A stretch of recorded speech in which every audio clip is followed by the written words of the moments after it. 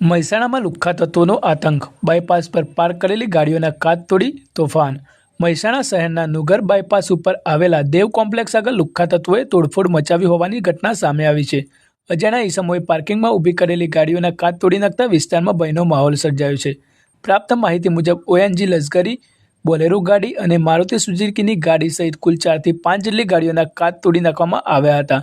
ગાડીઓના માલિકોએ જણાવ્યું હતું કે મહેસાણા નજીકના એક ગામના લુખ્ખાની ગેંગ દ્વારા આ તોડફોડ કરવામાં આવી હોવાની શંકા છે। ગાડીઓના માલિકો દ્વારા 112ની ટીમને જાણ કરતા તાત્કાલિક સ્થળે પહોંચી તપાસ શરૂ કરી હતી।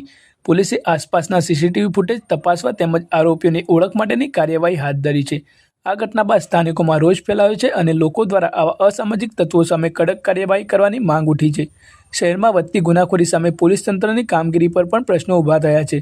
પોલીસ દ્વારા વહેલી તકે આરોપીઓને ઝડપી કાયદેસરની કાર્યવાહી કરવામાં આવશે તેવી ખાતરી આપવામાં આવી છે।